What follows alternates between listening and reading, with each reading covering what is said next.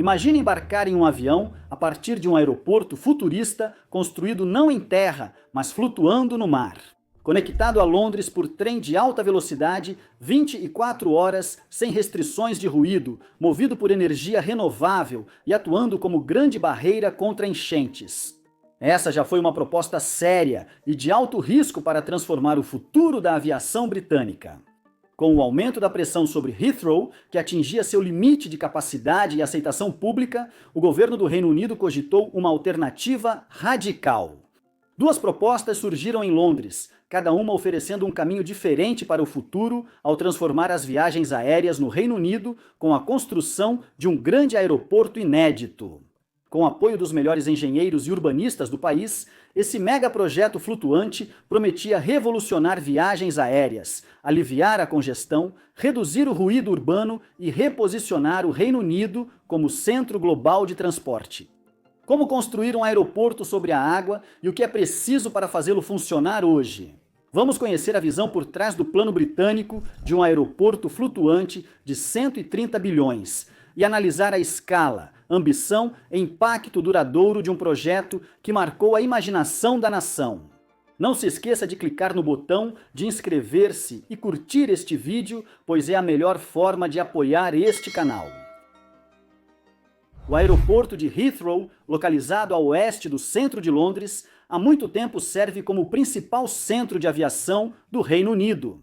Mas, no final dos anos 2000, ele acabou se tornando vítima do próprio sucesso. Projetado para cerca de 60 milhões de passageiros, Heathrow recebia quase 75 milhões por ano em meados da década de 2010, levando sua infraestrutura ao limite. O aeroporto, com só 2 pistas, operava a 98% da capacidade sem margem para interrupções ou expansão. Nos horários de pico, a demanda excedia muito os slots disponíveis, causando atrasos, congestionamentos e menor competitividade frente a novos centros globais na Ásia e Oriente Médio. Além disso, a localização de Heathrow apresentava grandes limitações, cercada por bairros residenciais. O aeroporto tinha toques de recolher noturnos, limites de ruído e forte oposição política à expansão. As preocupações ambientais também aumentavam.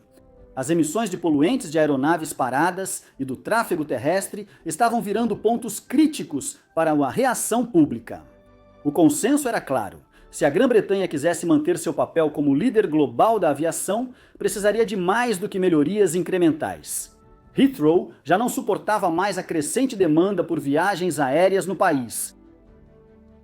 O debate sobre como expandir a capacidade dos aeroportos gerou discussão nacional.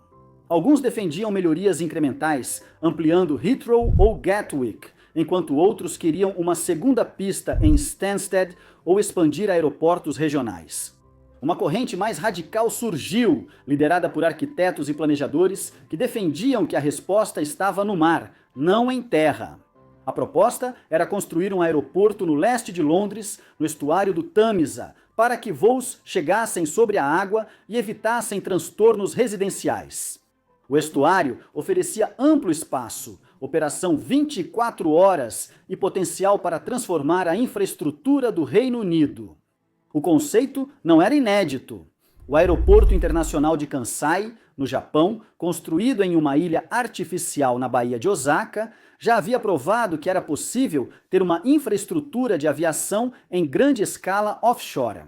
Nesse contexto, destacam-se 2 propostas ousadas da Grã-Bretanha: o aeroporto Thames Hub de Foster e o London Britannia de Gensler, ambos com visões inovadoras para o futuro da aviação britânica. O aeroporto Thames Hub, apresentado em 2011 pelo arquiteto Sir Norman Foster e a Foster & Partners, era mais do que um aeroporto. Era um plano completo de infraestrutura nacional. Localizado na ilha de Grain, no estuário do Tâmisa, o projeto propunha um hub internacional com 4 pistas capaz de receber até 150 milhões de passageiros por ano, o dobro da capacidade de Heathrow. O aeroporto era só parte de uma visão maior e integrada. O plano de Foster previa uma rede ferroviária orbital de alta velocidade, ligando o aeroporto às principais cidades do Reino Unido e a alta velocidade, rota do Eurostar para a Europa continental. Uma nova barreira contra enchentes substituiria a antiga do Tamisa e seria integrada à plataforma do aeroporto, unindo aviação, defesa contra enchentes e geração de energia renovável com turbinas de maré. O aeroporto teria grandes terminais de carga, tornando-se um centro logístico nacional conectado ao transporte ferroviário e marítimo. O aeroporto seria construído em terras recuperadas, com terminais modernos, conexões rápidas e tecnologia avançada de controle de tráfego aéreo. Norman Foster destacou que mover os voos para o estuário eliminaria reclamações de ruído, liberaria Heathrow para habitação e desenvolvimento sustentável e permitiria operação 24 horas sem restrições. O fechamento de Heathrow fazia parte do plano, liberando mais de 1.200 hectares no oeste de Londres para a regeneração urbana. Os custos previstos para o polo do Tamisa, incluindo infraestrutura ferroviária e controle de enchentes, iam de 70 a 130 bilhões. Foster e sua equipe afirmaram que o plano garantiria o futuro do transporte britânico por 50 a 100 anos. Paralelamente ao plano de Foster, havia um conceito ainda mais futurista da Gensler, uma empresa global de design e arquitetura apresentada publicamente por volta de 2013. O aeroporto London-Britannia era um projeto de aeroporto flutuante sobre plataformas modulares ancoradas no estuário externo do Tamisa, ainda mais a leste que a proposta do Thames Hub.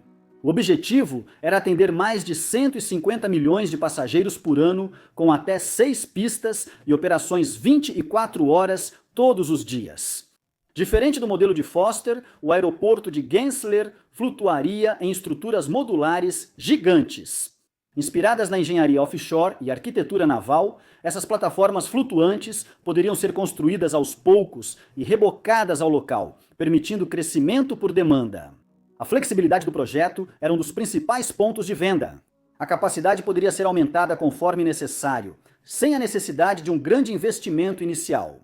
O terminal seria conectado a Londres por trem de alta velocidade, provavelmente via a estação St. Pancras International e linha alta velocidade, facilitando o fluxo de passageiros para a cidade e Europa.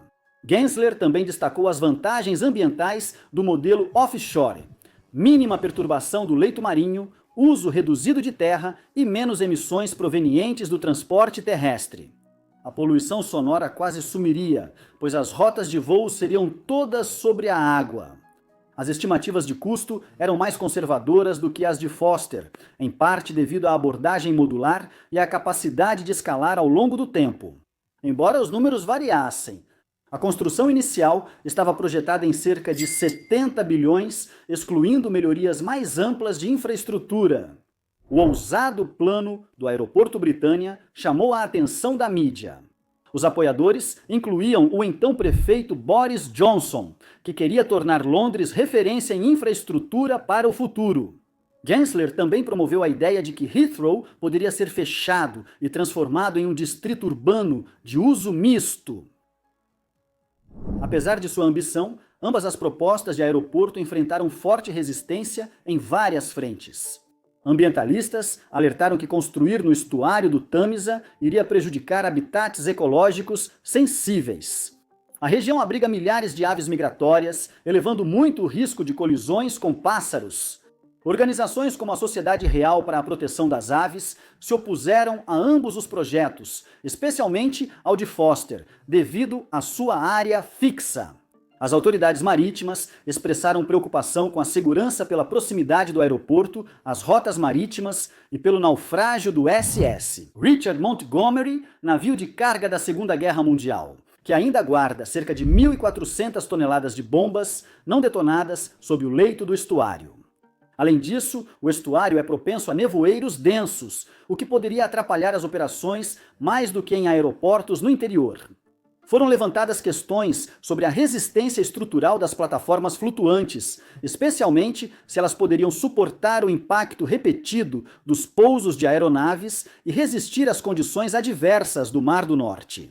Financeiramente, os projetos eram vistos como proibitivamente caros, especialmente em meio a restrições de gastos públicos, longos prazos de construção, obstáculos regulatórios e a ausência de precedentes globais para aeroportos flutuantes em larga escala, o que aumentava o ceticismo.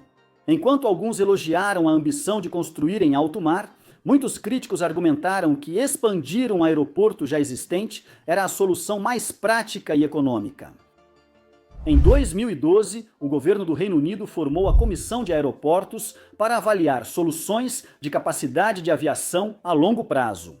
Thames Hub e Aeroporto Londres-Britânia foram considerados, mas em 2015 a comissão endossou a expansão de Heathrow como a opção mais viável, citando custos mais baixos, menos riscos e entrega mais rápida. Ela rejeitou as propostas offshore devido à sua complexidade, impacto ambiental e incerteza operacional. A decisão foi controversa, com críticas de Sir Norman Foster e Boris Johnson sobre a falta de visão do governo. Apesar do debate, a terceira pista de Heathrow obteve apoio regulatório e avançou, mas enfrentou grandes obstáculos legais e ambientais. O Thames Hub e o Aeroporto London-Britânia, nunca construídos, seguem como propostas marcantes de planejamento visionário de infraestrutura. Eles mostraram que a Grã-Bretanha estava aberta a soluções além do incrementalismo, explorando como o transporte pode se integrar à energia, habitação e meio ambiente. No mundo atual, mais atento ao clima, algumas dessas ideias podem ressurgir. Infraestruturas flutuantes são exploradas globalmente, de fazendas solares em Singapura a centros de dados offshore na Noruega.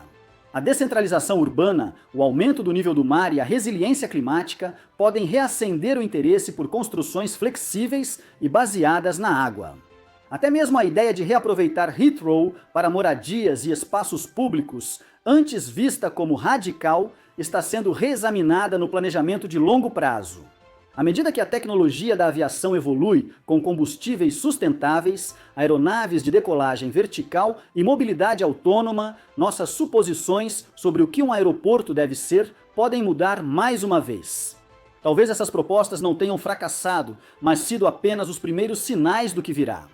O que você acha? A Grã-Bretanha fez bem em abandonar essas ideias ousadas ou desperdiçou uma oportunidade única de liderar o futuro da aviação? Deixe sua opinião na seção de comentários. Obrigado por assistir e até o próximo vídeo.